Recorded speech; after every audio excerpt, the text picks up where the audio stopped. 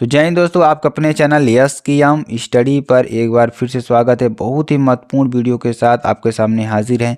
यहाँ पर देखिए हम बात क्या करने वाले हैं, अच्छी तरीके से हम आपको समझाएंगे और बताने का प्रयास करेंगे मेरे प्यारे बच्चों।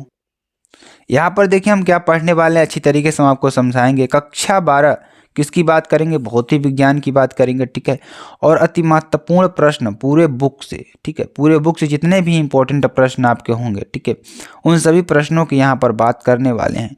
तो 95% आपके यही प्रश्न आने वाले हैं जो आपको एग्जैक्टली एग्जाम में एग्जैक्टली जो क्वेश्चंस आते हैं ना, उन्हीं क्वेश्चंस को देखते हुए हमने इस प्रश्नों को बनाया है। और तो आपको अच्छी तरीके से इसको शेयर करना है, लाइक कमेंट सब्सक्राइब जरूर करना है, अपने मित्रों तक शेयर करना है।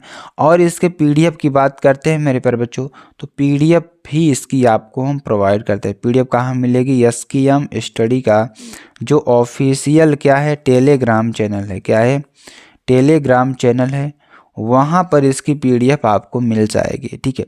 तो पीडीएफ को भी डाउनलोड करके आप अपनी पढ़ाई को आगे बढ़ा सकते हैं। यहाँ पर देखिए क्वेश्चन क्या है, क्वेश्चन आपके लिए बहुत ही इंपॉर्टेंट है, बहुत ही महत्वपूर्ण है, ठीक है।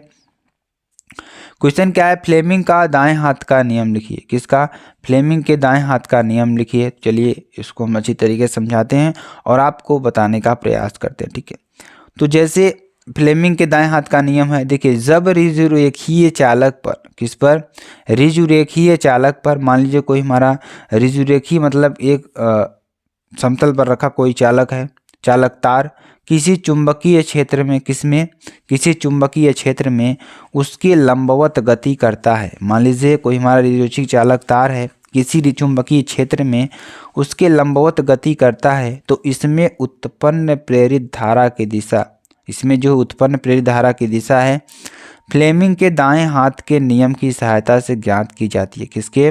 फ्लेमिंग के दाएं हाथ के नियम की सहायता से ज्ञात की जाती है। इस नियम के अनुसार देखिए क्या होगा, ध्यान दीजिएगा। देखिए ये हमारा जो हाथ है, ठीक है, तो आप दाहिने हाथ को अपना ले लीजिए, ठीक है, क्योंकि दाएं हाथ का नियम है तो दाएं हाथ को लेंगे। आप अपने दाएं हाथ को कुछ इस पोजीशन में बैठाइए। देखिए जो इस पोजीशन दिख रही है, ये पोजीशन आपको दिखना होगा। ये अंगूठा है हमारा, ठीक है, ये अंगूठे के बाद वाली उंगली है, उसके बाद वाली ये बीच वाली उंगली है, उसके बाद दो उंगलियां आपको मुड़ी हुई दिख रही हैं, ठीक है। तो देखिए इसके आधार पर हम इसको समझने वाले हैं, ठीक है। यहाँ पर देखिए यदि हम दाएं हाथ का अंगूठा, मान लीजिए को हमारा दाएं हाथ का अंगूठा है तथा इसके पास वाली दोनों अंगुलियों को, इसके पास वाली जो दोनों अंगुलियां हैं अंगूठे की, देखिए हमारा अंगूठा है, अंगूठे के पास वाली जो दोनों अंगुलियां हैं, ध्यान दीजिएगा, को एक साथ इस प्रकार फैलाएं कि इसको एक साथ इस प्रकार फैलाएं कि वे परस्पर लंबवत हों। क्या हों? लंबवत हों, ठीक है। चित्रानुसार तब यदि पहली अंगुली चुंबकीय क्षेत्र की दिशा में, जो पहली अंगुली है चुंबकीय क्षेत्र की दिशा में तथा अंगूठा चालक की गति की दिशा में संकेत करे, तो बीच वाली जो अंगुली है हमारी, इसी में बता देते हैं, प्रेरित धारा की दिशा को प्रदर्शित करेगी, ठीक है। तो ये आपको याद कर लेना है, ठीक है। चलिए आगे आपको बताते हैं।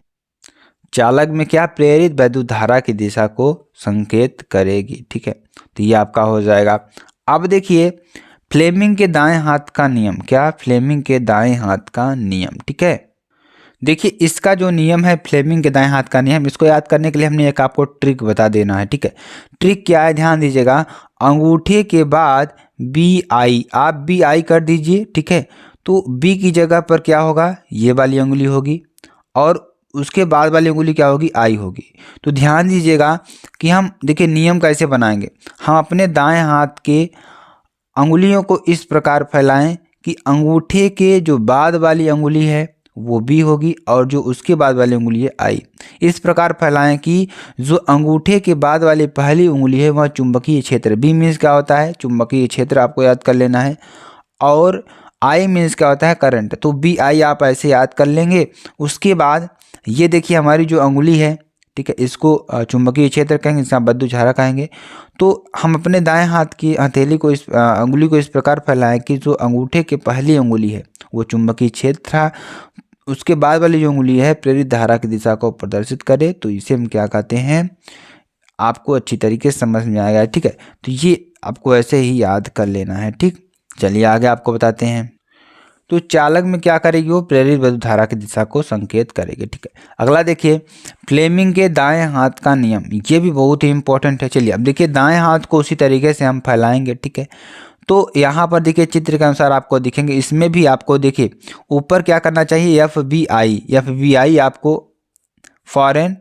ठीक है, तो FBI आप सुने होंगे कभी ना कभी नाम, FBI क्या होता है आपको इसी तरीके से याद कर लेना है। अपने हाथ को ऐसे फैला लीजिए और यहाँ पर आप FBI लगा दीजिए। ठीक है, अब देखिए FBI का मतलब क्या होता है, F मीन्स का होता है बल हो जाएगा, B मीन्स का चुंबकीय क्षेत्र हो जाएगा और I मीन्स का हो जाएगा करंट हो जाएगा। इतना तो आपको मालूम होगा। ठीक, तो ये याद करने का तरीका है इस तरीके से। तो इस प्रकार जब हम हमारे बाएं हाथ के अंगूठे, जो हमारा बाएं हाथ का अंगूठा है, माध्यिका तथा तर्जनी को इस प्रकार के लंबवत व्यवस्थित करते हैं, लंबवत इसको व्यवस्थित करना है आपको। ठीक है, यानी कि तीनों अंगुलियों के बीच में 90 डिग्री का एंगल आपको दिखना चाहिए। ठीक है, तो जो हमारी देखिए चुंबकीय क्षेत्र B की दिशा माध्यिका चालक में प्रवाहित विद्युत धारा की दिशा दर्शाता है, तो अंगूठा चालक ताप पर लगने वाले बल की दिशा को दर्शाता है। कहने का मतलब कि तर्जनी जो होगी हमारी, जो तर्जनी है ये हमारी तर्जनी इसको कहेंगे। ठीक है, तो तर्जनी को चुंबकीय क्षेत्र की दिशा में, और माध्यिका जो हमारी माध्यिका होगी वो विद्युत धारा की दिशा, और जो अंगूठा होगा वो बल की दिशा को प्रदर्शित करेगा। ठीक है, तो ये यही है नियम, फ्लेमिंग के दाएं हाथ का नियम, बहुत ही इंपॉर्टेंट है, बहुत ही महत्वपूर्ण है। चलिए आगे आपको बताते हैं। अगला क्वेश्चन देखिए बहुत ही इंपॉर्टेंट, ये भी है बहुत ही महत्वपूर्ण क्वेश्चन है। एक प्रेरक में प्रवाहित धारा, जो धारा है कितनी है, I = 2 + 5t द्वारा व्यक्त की जाती है, जहां I क्या है एम्पियर, T क्या है सेकंड में है। इसे स्वप्रेरित विद्युत वाहक बल 10 MV है, ज्ञात कीजिए। क्या ज्ञात करना है, स्वप्रेरण गुणांक ज्ञात करना है, और T = 2 सेकंड पर प्रेरक में संचित ऊर्जा आपको निकालनी है। ठीक है, देखिए यहाँ पर दे क्या रखा है, E बराबर दे रखा है 10 MV। ठीक है, और यहाँ पर MV को वोल्ट में चेंज करेंगे तो 10 × 10⁻³ वोल्ट। ठीक है, और धारा की बात करेंगे 2 + 5t आपको धारा दे रखा है।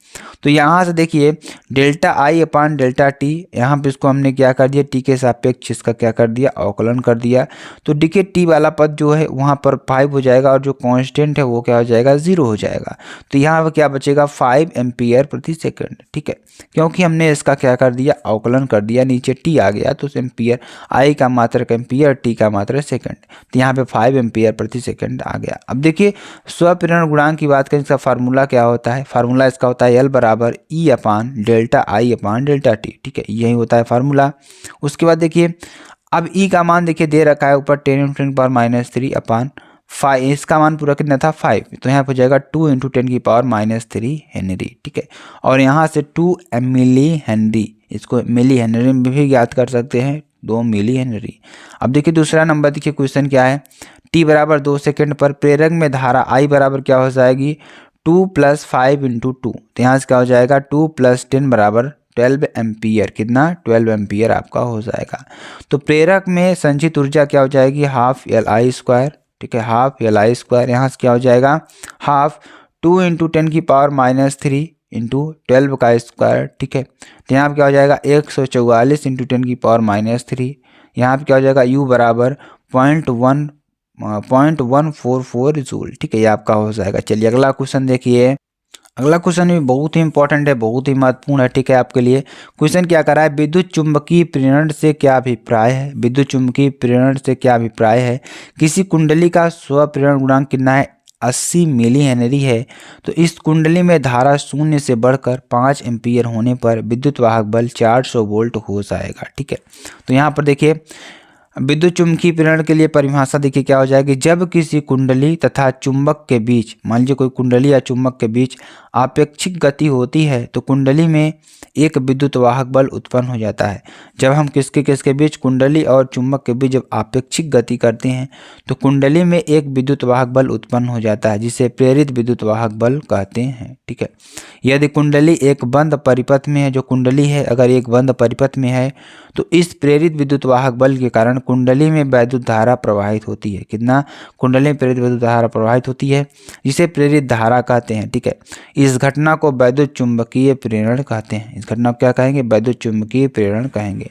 L = यहाँ पर देखिए 80 मिली हेनरी या 80 × 10⁻³ हेनरी, या ΔI = देखिए 5 - 0 एम्पियर, और ई का मान कितना दिया है 400 वोल्ट। हमें क्या निकालना है, डेल्टा टी निकालना है। तो फार्मूला क्या होता है, ई बराबर माइनस यल डेल्टा आई अपान डेल्टा टी।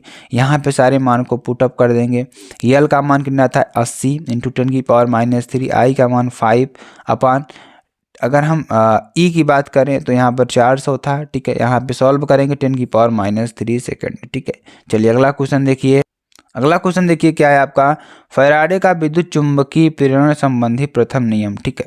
तो प्रथम नियम क्या है, ध्यान दीजिएगा। जब किसी परिपथ से बद्ध चुंबकीय फ्लक्स, मान लीजिए कोई परिपथ है, परिपथ से बद्ध चुंबकीय फ्लक्स में परिवर्तन होता है तो उसमें एक विद्युत वाहक बल उत्पन्न हो जाता है, ठीक है। अब देखिए, यदि बंद परिपथ है तो उसमें प्रेरित धारा बहने लगती है।